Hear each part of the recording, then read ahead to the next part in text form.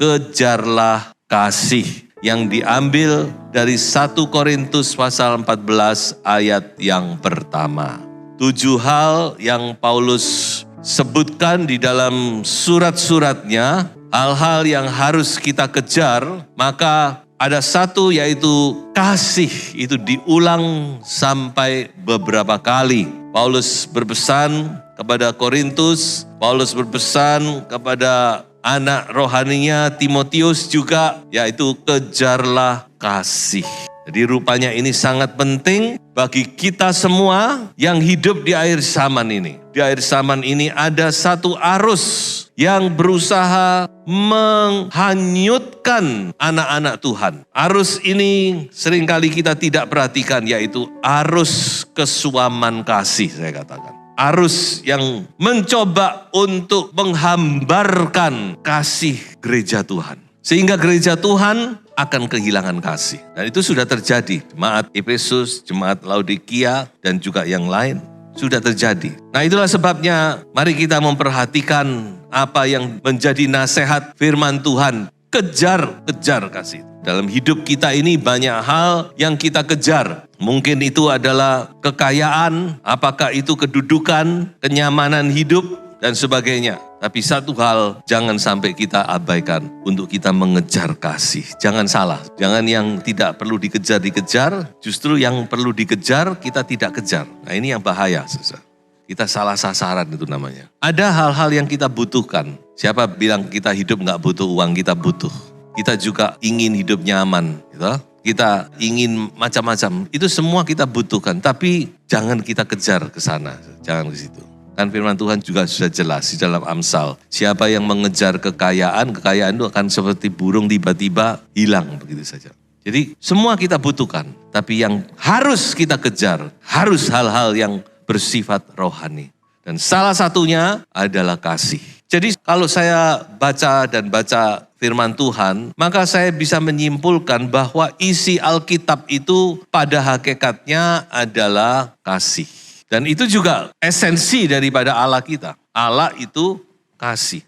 Tapi Allah bukan kasih loh ya, Allah itu personal. Kalau kasih itu kan abstrak. Tapi Allah itu konkret, personal, real. Tapi esensi daripada Allah kita adalah kasih. Firman Tuhan ini esensinya adalah kasih. Kalau saya baca ya firman Tuhan dari kejadian wahyu, maka saya mendapatkan sebuah kesimpulan bahwa perjanjian lama itu tekanan, stres daripada perjanjian lama, tekanannya adalah love God, kasihi Allah dengan segenap hatimu, dengan segenap jiwamu, dengan segenap kekuatanmu. Itu tekanan, walaupun juga bicara tentang kasih kepada sesama. Tapi tekanannya yang saya katakan. Kalau perjanjian baru, saya menemukan bahwa tekanannya adalah love one another. Jadi setelah mengasihi Allah, kita harus mengasihi sesama. Coba kalau saudara baca firman Tuhan, coba saudara uji ya apa yang saya katakan ini. Betul enggak? Jadi memang perjanjian lama dan perjanjian baru itu kayak salib gitu ya. Yang satu menuju ke atas, perjanjian lama mengajar kepada kita untuk kita mengasihi Allah, untuk kita menyembah Allah yang benar, tidak menyembah ilah-ilah yang lain, tapi kita menyembah Allah yang benar, Allah yang dikenal sebagai Yehova atau Yahweh di perjanjian lama. Tapi di perjanjian baru dia menyatakan diri sebagai Yesus Kristus, anaknya yang tunggal. Itu yang harus kita kasihi. Tapi di perjanjian baru Allah mengajar kepada kita untuk kita mengasihi sesama kita. Bukan dengan segenap hati, segenap jiwa, segenap kekuatan. Tapi mengasihi seperti kita mengasihi diri kita sendiri. Love one another as you love yourself. Luar biasa. Nah, apa kasih itu? Nah, ini perlu kita clearkan. Karena ada banyak versi kasih. Ada versi Hollywood, ada versi drakor, ada versi sinetron. Mari kita melihat versi Alkitab. Dan saya katakan bahwa versi Alkitab ini versi yang tidak ada duanya, saudara. Saudara boleh membaca banyak kitab-kitab filosof, bahkan mungkin kitab-kitab suci yang lain. Tapi saya katakan ini satu-satunya yang luar biasa, yang membuktikan bahwa Alkitab ini adalah firman Tuhan. Coba saudara cari di kitab-kitab lain, ada enggak definisi kasih yang seperti ini? Dari definisi ini kita bisa melihat bahwa this is the word of God. Ini adalah firman Allah. Coba kita baca 1 Korintus 13 ini, mulai ayat 4 sampai ayat 7, tapi seluruhannya bicara tentang kasih. Kasih itu sabar, kasih itu murah hati. Ia tidak cemburu, ia tidak memegahkan diri dan tidak sombong. Ia tidak melakukan yang tidak sopan dan tidak mencari keuntungan diri sendiri. Ia tidak pemarah dan tidak menyimpan kesalahan orang lain. Ia tidak bersukacita karena ketidakadilan, tetapi karena kebenaran. Ia menutupi segala sesuatu, percaya segala sesuatu, mengharapkan segala sesuatu, sabar menanggung segala sesuatu. Jadi di sini ada kurang lebih 15 hal tentang kasih. Dan saya selalu katakan kepada calon-calon pengantin, saya katakan inilah pelajaran Anda yang akan Anda pelajari nanti dalam kehidupan rumah tangga. Jadi 15 hal, kalau satu hal 1 tahun, ya berarti 15 tahun baru lulus. Kalau tidak lulus, mengulang, tambah. Kalau tiap hal mengulang berarti 30 tahun baru lulus. Jadi ini luar biasa sekali. Inilah versi Alkitab. Kasih yang Allah ajarkan kepada kita. Lain sekali dengan kasih-kasih yang kita lihat melalui media sosial, melalui film-film dan sebagainya. Sangat berbeda. Nah, saya tidak membahas ini, tapi saya akan mengambil beberapa hal, menjabarkan dan mungkin menekankan 1-2 hal daripada kesimpulan tadi atau definisi tadi, dan ada beberapa hal yang bisa kita pelajari juga. Sebab itu saya akan berbicara 5 hal tentang kasih. Yang pertama, kasih bukan sekedar perkataan, tetapi suatu perbuatan nyata. Suatu tindakan nyata, real action. Saya masih ingat sekali KKR yang saya hadiri waktu saya masih mahasiswa. Pembicaranya seorang hamba Tuhan dari Argentina. Bagaimana dia mengajar tentang kasih dan terjadi pemulihan di dalam gerejanya. Jadi satu saat ketika dia, ya tentu ini gerakan Roh Kudus ya. Roh Kudus memberikan pencerahan, memberikan hikmat kepada dia. Maka dia mulai berkhotbah tentang kasih. Minggu pertama dia berkhotbah. Hari ini firman Tuhan saya ambil dari Injil ini dan ini. Dan bunyinya adalah love one another. Amin. Dia duduk. Udah firmannya cuma itu toh. Jemaat mulai berpandang-pandangan. Doh, itu gak niat itu. Bayangkan sudah. Ini khotbah cuma berapa detik. Waduh, pasti medsosnya rame. Untung waktu itu gak ada medsos sudah. Ya itu aja. Pulang. Mereka pulang dengan mungkin bingung sudah. Kok wis ngene tak rek kebaktiannya. Minggu kedua, puji Tuhan, temu lagi. Hamba Tuhan mulai berkhotbah. Khotbah minggu ini berjudul Kasihilah sesamamu manusia. Mari kita baca ayatnya. Baca, amin. Duduk lagi dia. Jemaat tambah bingung, saudara. Apa ini? Waduh, ini pendeta stres. Minggu ketiga, jemaat sudah was-was nih. Mudah-mudahan pendetaku bertobat. Saudara-saudaraku, kita sudah mendengar khotbah yang 2 minggu yang lalu. Maka saya akan sampaikan khotbah minggu ini dengan judul yang sama. Mari kita baca ayatnya. Amin. Dia duduk lagi, saudara. Roh Kudus mulai bekerja. Rupanya orang mulai nangkep maksud daripada pendeta ini. Rupanya kita harus bertindak. Mereka mulai di samping-samping, mulai bertanya-tanya. Nama Anda siapa? Anakmu berapa? Masalahmu apa? Dan mereka mulai saling mendoakan. Mulai satu dengan yang lain, sharing, mendoakan, mulai berdoa, mulai saling berbagi, menguatkan, dan seterusnya.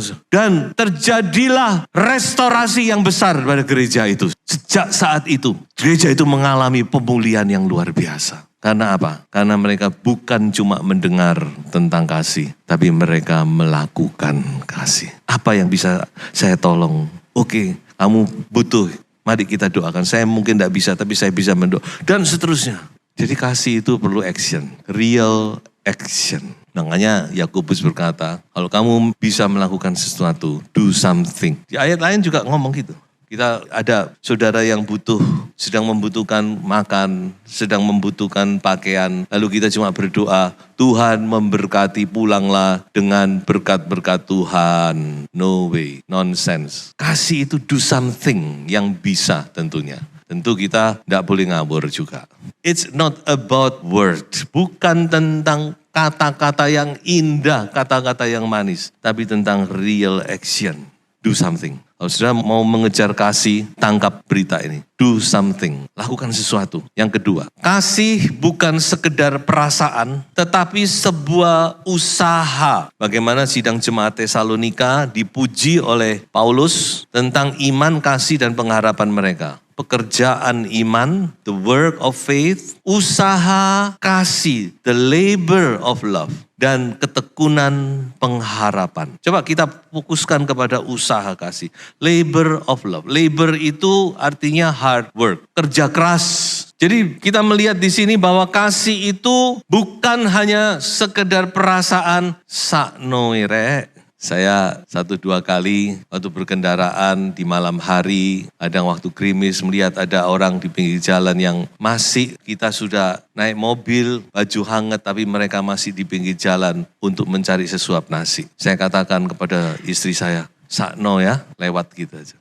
Istri saya mulai, sakno tok bojai. Loh iya sungguh sudah. Saya langsung tertemplak, saya enggak langsung, kamu ini, enggak. Saya puteri lagi sudah. Oh ya wis, tak puteri lagi. Padahal sudah lewat jalan satu arah, tak puteri lagi. Tak lihat. Oh masih ada orang yang untung turun tak kasih. Kan bagi mereka, waduh Pak, terima kasih. Ya, jadi memang kasih itu bukan cuma sakno tok. Nek sakno gampang ya, sakno rek, sakno.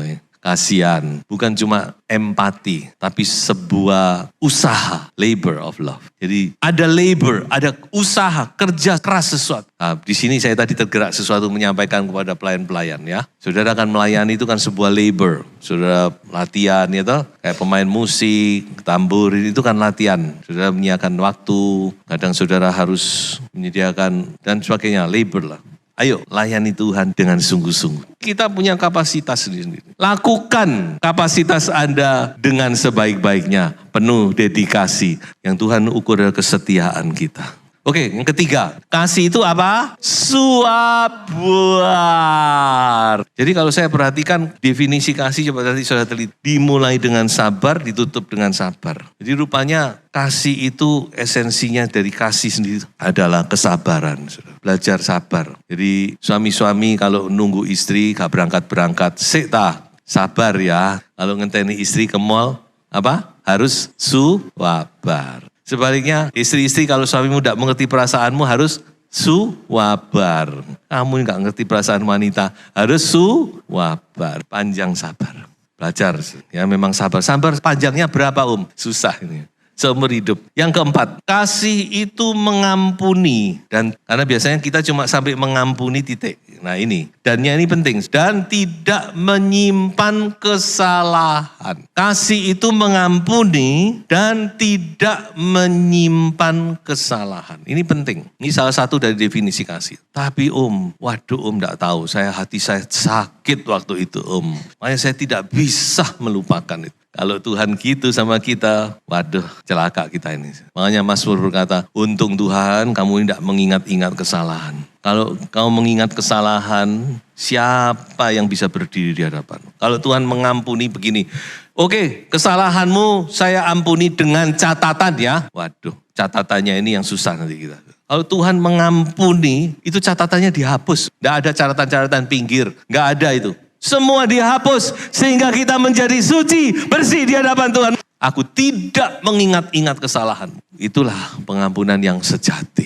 Ya, jadi tanpa catatan. Kalau sudah kata saya ampuni saya ampuni. Tapi ini tetap saya akan catat ya ya. Tanggal ini. Dia melakukan ini. Tetap catatan ini tidak akan saya hilangkan. Seumur hidup. Gawat ini. Makanya kita harus minta karunia melupakan dari Tuhan. Nah.